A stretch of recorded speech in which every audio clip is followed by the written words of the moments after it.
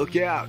Here come former SportsCenter anchor Bob Stevens, esteemed basketball coach Rich Basirico, and Hall of Fame sports writer Curry Kirkpatrick.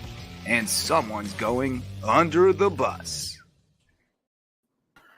Welcome into Under the Bus, brought to you by Hudson's on the Docks. Bob, Curry, Rich, you see us across the screen. There are a lot of places we could start the show, but we got to start with Rich's hat. That's got to be the first thing under the bus. Curry, I couldn't find my Knicks hat. You obviously couldn't find yours either. So I do not have a Knicks hat. I probably say that. Yeah. And probably never will, right? Never will. You got to pull it out. Hey, they got a W. You got to pull it out. They got a W. You have to pull it out. what is going on with the NBA playoffs? I mean, the whole idea then is to get down by 20 in the second half and then rally and win? I guess. Or to get down by 7 or 8 in the final minute and come back and win? What's going on, Rich? Well, think of how bizarre that is. Think about the first game of the series, how the Knicks had a 9-point lead with a little over 2 minutes to go, 9-point lead. No, maybe even more than that, but with 29 seconds to go, they had a 5-point lead. They were up 14 with 2:45 left. They were up by 14. Okay, 2:45-14. Think about that. Now, everybody will say, well, there's a shot clock. Yes, there is a shot clock, but still control the tempo of the game. You don't need to be taking any more 3-point shots. You're up by 14. Why do you have to continue to shoot 3-pointers? I'm not saying you shouldn't shoot, but run the clock down and get a good shot and see what comes out of it. But how does the team come back like that? Even 29 seconds, 5-point lead. Come on. But then turn around. You didn't mention it. You're talking about a game where Halliburton drives down to the basket and then drives all the way back. No, that's the second game, right? That's the second that's game one. No, that's game one. Okay. Game one. I could, right. and Halliburton hits the shot. He thinks it's a 3. Right. And that's right. Right. I call that the premature excitolation game because they thought they'd won it and then they tied. This whole series has been epic. I mean, it really has. I mean, it's must see TV. I try to turn it off, but I can't because you don't know what's going to happen next. Is it epic good or epic bad? Yeah. The most surprising, the shocking thing in game 3 is Thibodeau going to put in a bench player so he doesn't even know their names, and he does. Unbelievable. Well, and I think it made a difference. Not that they scored a lot of points. They did. They scored 2 points and 3 points, but they gave the starters a little bit of a rest and kept their I heard a stat today. Their starting 5 has played 700 more minutes than anybody else in the NBA. 700 more minutes than anybody starting 5 in the NBA. That's crazy. Speaking of starting 5s, Rich, let me hit you with a little bit of trivia here. This will test your memory. Back in 2000, when the Knicks and Pacers played in the playoffs, who was the starting 5 for the Knicks? Oh, wow. Yikes. Never going to get this. Never going to get this. Come on. I can't get it. That's too hard. That's too hard. Can you get any more? Can you get one of them? What year? 2000. Okay. 25 years ago. Right. 2000. That was Curry had a lot more hair then. Why can't I? Yeah, all of us did. Why can't I think of what's that guy? John Starks? No. Yikes. All right. I'll get no guess, but to keep this. Go ahead. Well, I'll ask. Rich is a longtime Knicks fan, though. Forget 2000. Forget 2000. Let's go to this day. Rich, do you know this? Do you know who Tibbs put in? Do you know these 2 guys off the bench he put in? Do you know their names? Yeah. One was Wright. Yeah, but you don't know him. Did you know he was on the bench? Not Wright. Really. Delon Wright. Delon Wright. He's been in the league 9 years. Yeah. He's been in the league 9 years. He's out of Utah.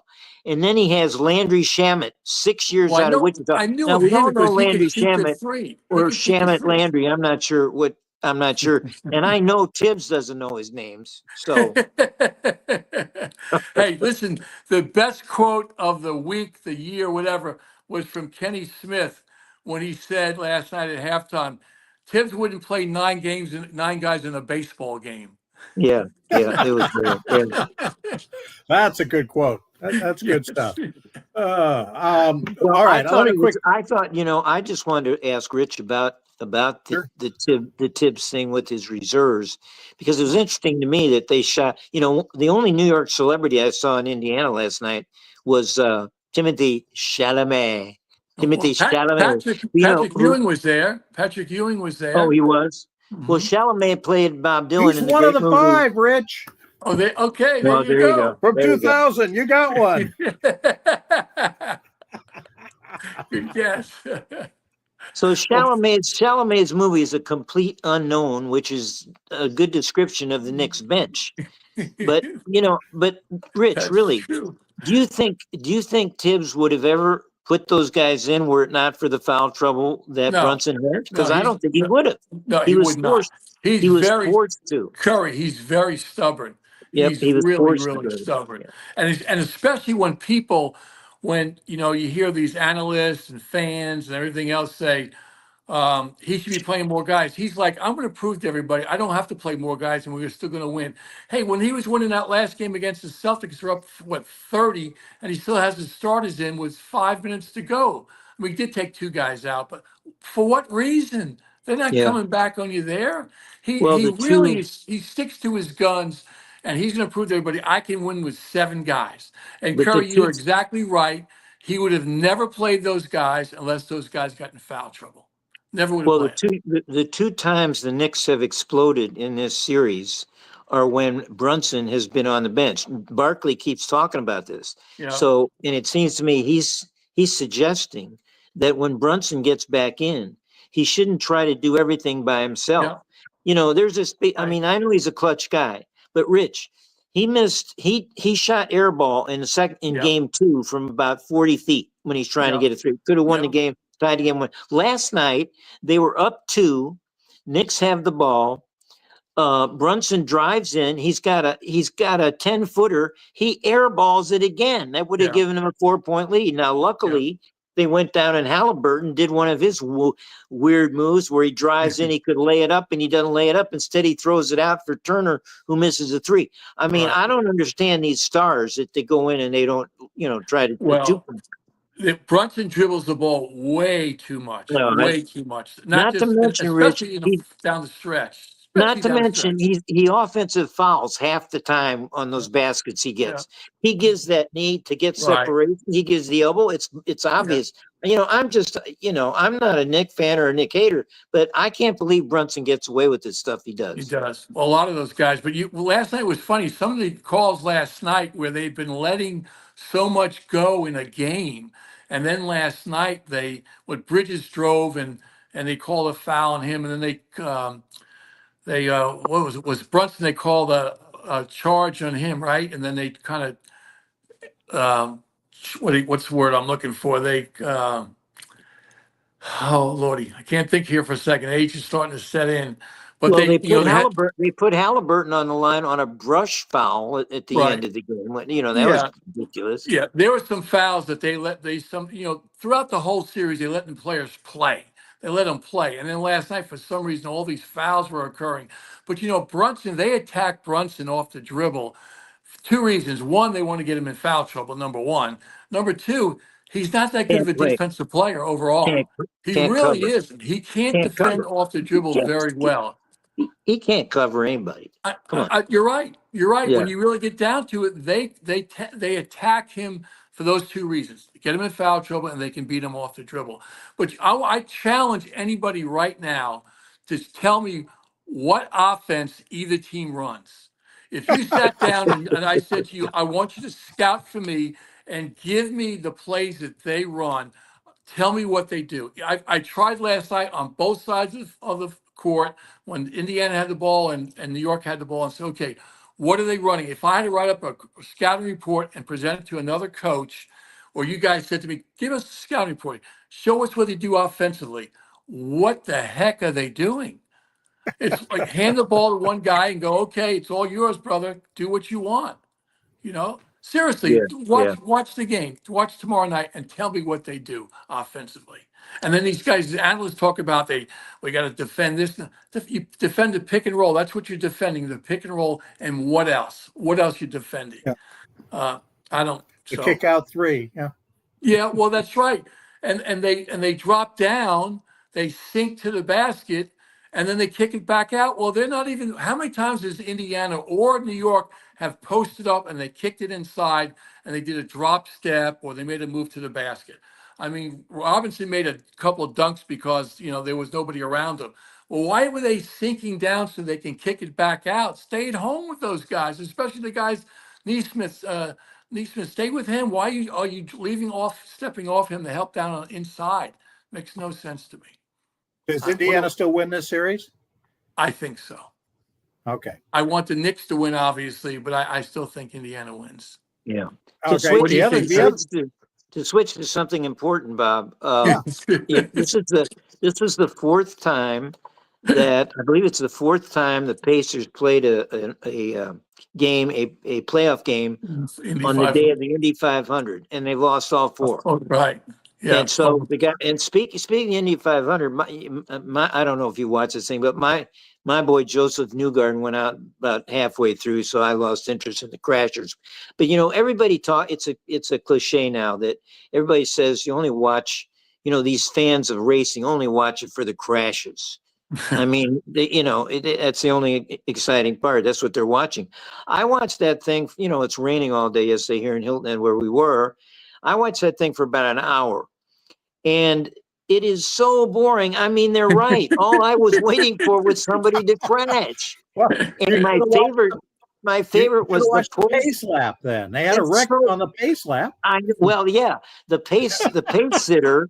The pace sitter about halfway through the race, he had a pit stop. He lost. Did you see this? Schwartzman is his name. He's from Israel. He lost control of his car and skidded into his own pit and took out 4 of his own crew. I mean, it was hysterical. Guys are jumping and flying. His car smacking into him. One guy got stretchered to the hospital. I don't know what. Jeez.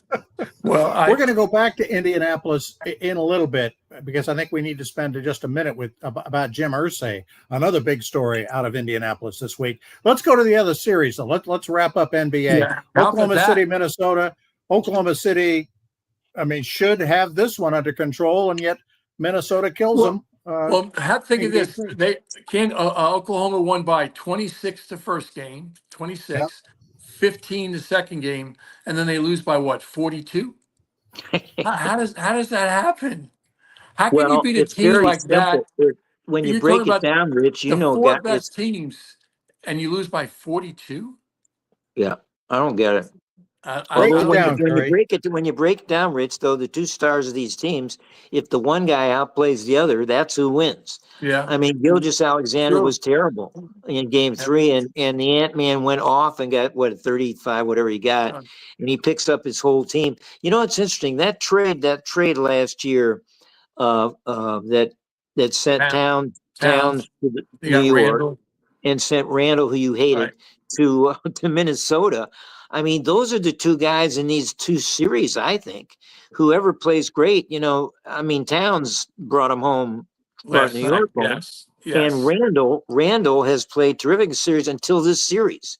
And he's playing like a dog, like he did in New York in this series.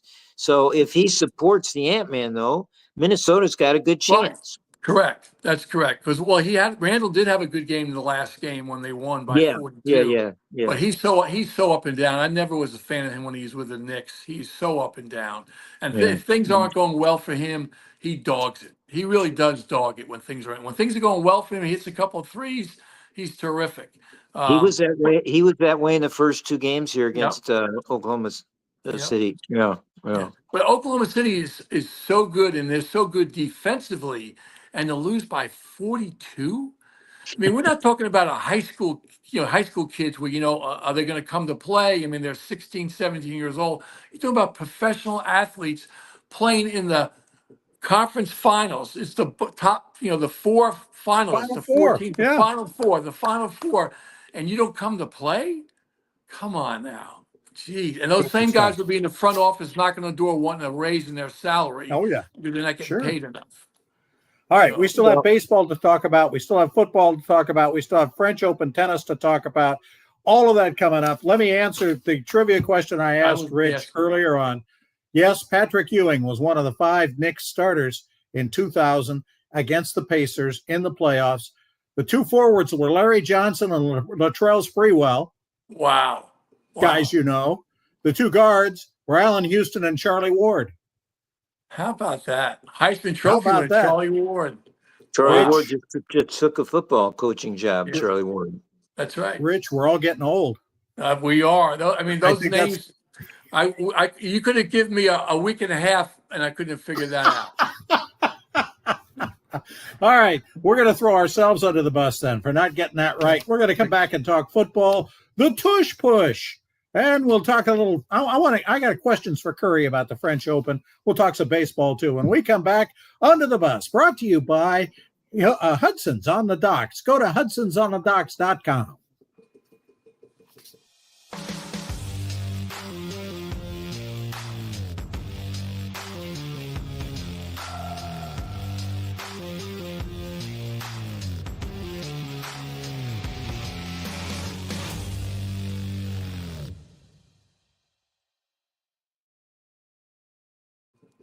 Welcome back, Under the Bus. Bob Stevens along with Curry Kirkpatrick and Rich Basirico. The NFL had its meetings trying to continue to be the year-round sport that it seems to be nowadays.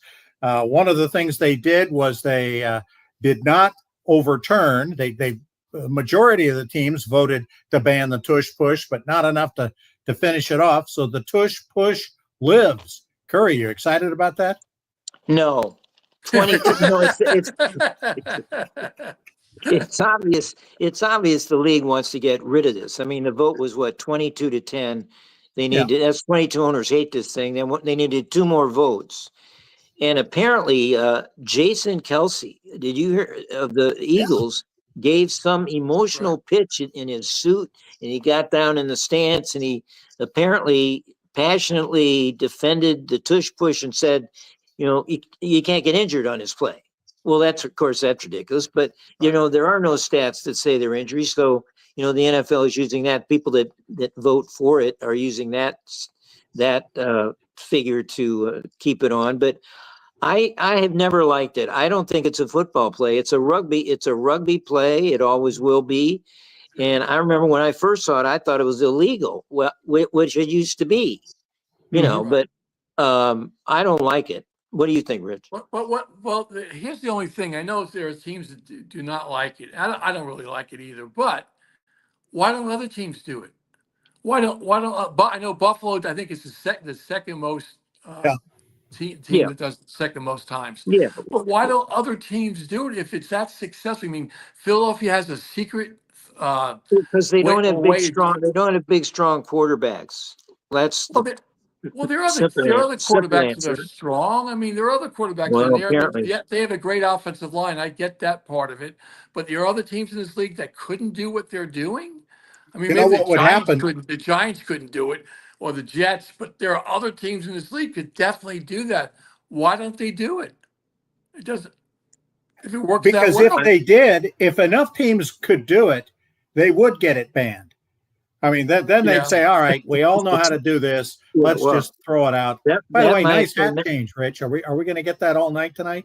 What's that? We're going to get another hat change later. You said baseball was coming up. You said baseball was coming up. We will indeed. Maybe this is the time we talk Jim Irsay real quick. The general manager or the owner of the Indianapolis Colts passed away at the age of 65. I did not know this. During his tenure as an owner, he had the 6th best winning percentage in the NFL. Wow. The Colts did. But he was such a bad he was GM of the Colts, inherited from his dad. He was the GM of the Colts at 24, but realized, I mean, and this to me is the genius of Jim Irsay, realized he was so bad at it that he traded a 3rd-round pick to Carolina to get Bill Polian, who, of course, is one of the great GMs, who built the Colts into a Super Bowl team. But interesting duck. That is. I realize 24 years old to be a GM in the NFL. That's pretty amazing. He also When your dad owns the team. He was a big collector of guitars, and he was like a rock star of the GMs. I mean, he really was popular, and the press loved him. He'd say anything, which is always good for the press. But did you ever meet him, Curry? No, I didn't. I didn't do a lot of NFL, but Right. I would have thought I might have met him at some point. But he was Bill Polian. Yeah, I mean, but he was Jim Irsay. I thought maybe you'd done a profile of him or something. No, but I knew Polian though. I knew Polian. Or gone out. Yeah. Okay. We've lost our. Well, he's partner, right? he's got Can that you hear me? Yankee I don't know Rock and where I'm Roll at. thing. Hold on. He's trying to find another hat. He's trying to find Aaron another Judge. hat. Very good, very good. He's like Speaking of Aaron Judge listen- in that last game of the World Series. He can't pick anything up. That's right. That's a Speaking of turnover era. Speaking of tushes, Yes. I would be remiss if I didn't mention America's annual Memorial Weekend tradition, the NCAA Lacrosse Championship, Okay. wherein my North Carolina women blew out Northwestern 12-8, our 22nd win with no defeats of the season, national championship number 4. We have an interesting. Our star players are Can freshmen. that coach the football team this fall? Well, I don't know if I don't know if he's going to last. till You then, like but, the idea, though, don't you? Yeah.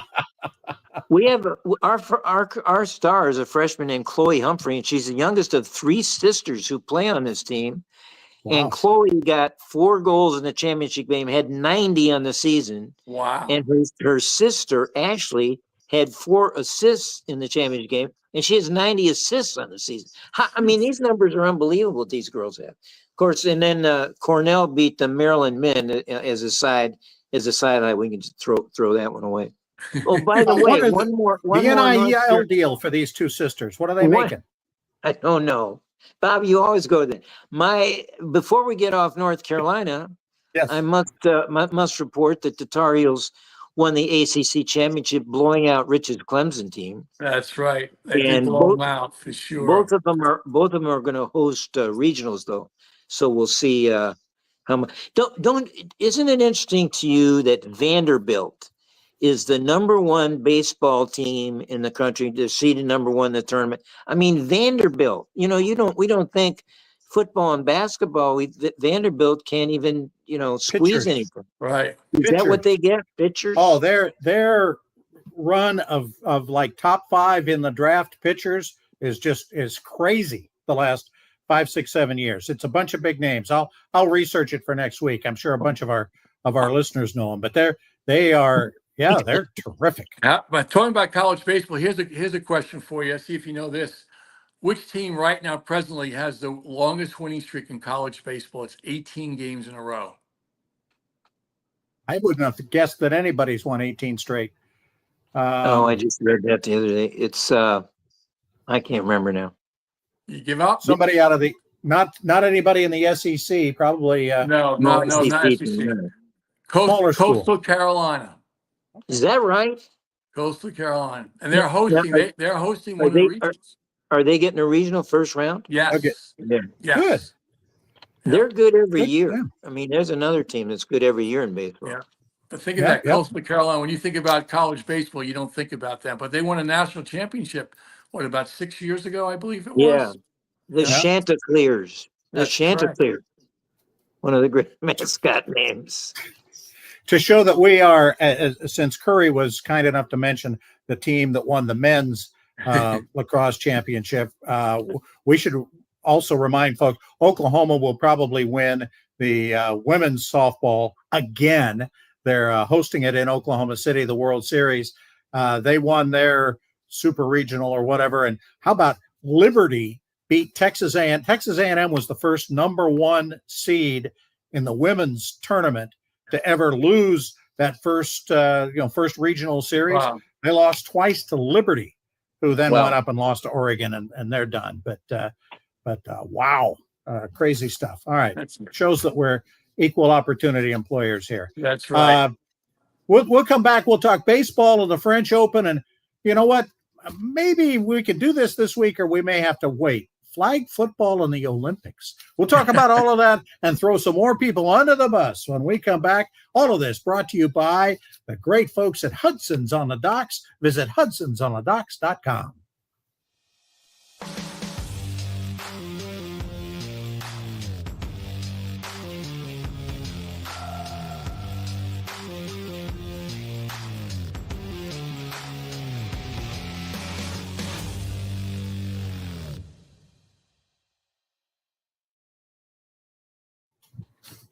Welcome back to Under the Bus. Bob Stevens along with Curry Kirkpatrick and Rich Basirico. Justin Jarrett, of course, is our executive producer. Little baseball.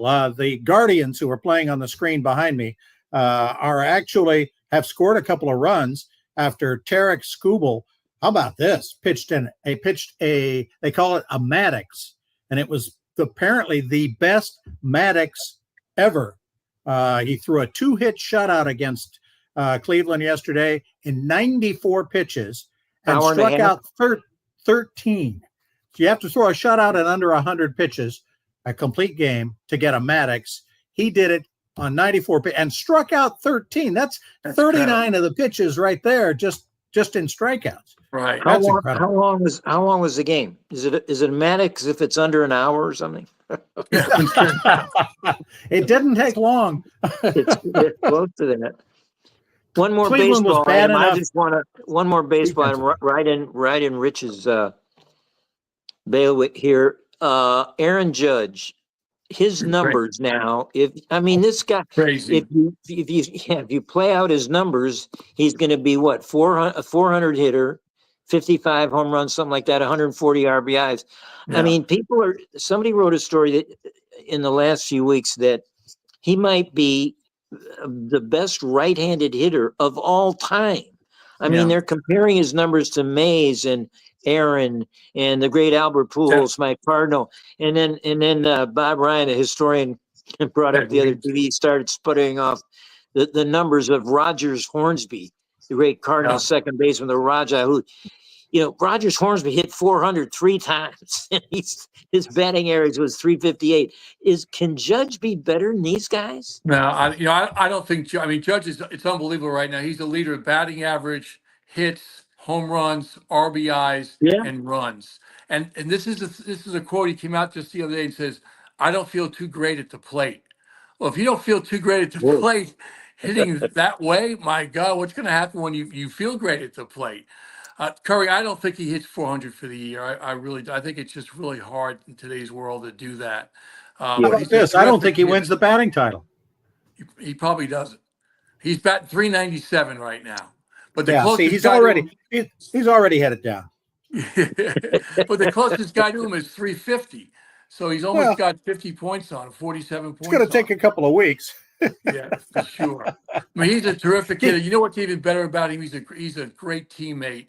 And what you hear about him, obviously I don't know the guy, but when you hear about him, what his teammates say about him, he's just a terrific guy, a professional, does it the right way, speaks positive about everybody. Even Soto, before they played the Mets, they want to interview Soto about Judge, and he wouldn't even want to talk. Soto didn't even want to talk to the press about him.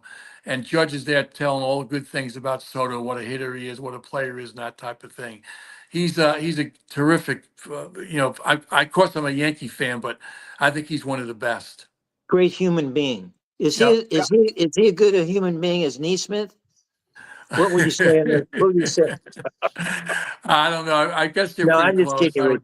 I guess they're pretty close, but is he as good a human being as Rafael Devers? And Rafael Nadal. And as good a teammate. Is he as good a teammate as Rafael Devers? I don't believe so, Bob. I don't believe so.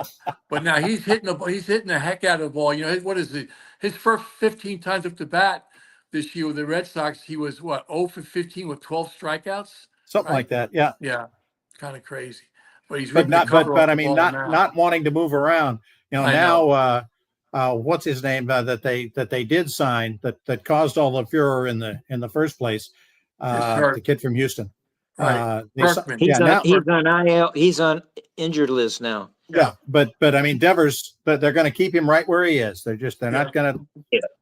Bob, I thought Get out. when you were moving from Aaron Judge to Rafael, I thought you were going to mention Rafael Nadal. Well, that's Moving where I right was to the going French Open. next. Good segue, right? Good segue Yeah, to the French Open. You got it. Talk about it. Well, on Sunday, they did a great tribute to Nadal on center court. I don't know if you saw any of this, but they brought in Federer and Djokovic and Andy Murray, and they were all in dark suits, and they stood on the center court at Roland Garros, and Nadal came out to the crowd. I mean, the crowd goes wild, and the great foursome were there, and Nadal was paying tribute to his friends, and they hugged, and it was just a great moment. And it was about a half-hour ceremony, and Nadal was in the middle of it all. And then towards the end, they scraped off a piece of the clay right to the side of the court. And there they have a little monument in the clay with Nadal's footprint in the clay, saying that his footprint will be there forever. I mean, how emotional was that? It was unbelievable. That's a great moment in sportsmanship for any sport. I mean, just to think about and how rarely we see that anymore. And it's right there at center court on the out of bounds portion of the bateau, and it looks like is it inbounds or is it out? It's out. It's out of bounds. What? It's out? What kind of call is that? You call that footprint out? Come on. But it looks like a little white like a monument, but it's embedded so that you don't trip over in the clay. Wow. And it's got his signature and his footprint. It's very cool. That's cool. That's really cool. And he was very Nadal was very unemotional throughout until that happened. And then he totally broke down. I mean, he started sobbing. It was just amazing. Yeah. Curry, talk to us about this, because I don't think Rich has ever been to the French Open. I certainly have not. Most of our watchers and listeners certainly have not. Give us a vibe of the French Open versus the other Grand Slams. What's the vibe in Paris during French Open time? It's much more laid back than, I compare Wimbledon to the Masters. And Wimbledon is kind of stuffy and everything is green, of course, and it's raining half the time. But Paris, it's sort of the first social event of the Paris social season is Roland Garros, the way it's on the calendar. And so the weather has gotten really nice all of a sudden in the last 2 weeks before Paris. And so all the belles are out in their summer dresses, and everybody is drinking wine and biting baguettes, little sandwiches. And it's just a great scene. It's just so much more informal than Wimbledon. Of course, the U.S. Open is New York. It's just, it's crash, bang, traffic, noise. Paris is just more refined and just, it's just cool. It's just really neat. Is that your favorite tournament to go, Curry? Yeah, I do. Because, first of all, the weather. I mean, you go to Wimbledon I used to go every year to both. And Wimbledon, you can never depend on, if it's going to rain out every day.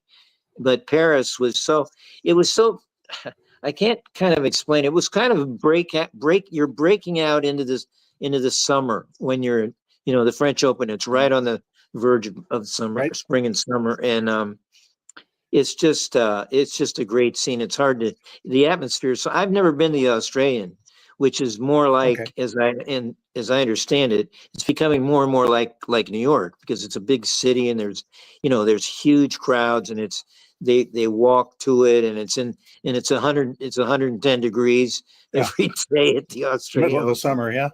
Yeah. For the players, how was it different? Obviously, the surface is different. But for the players, was the vibe different than or the US Open?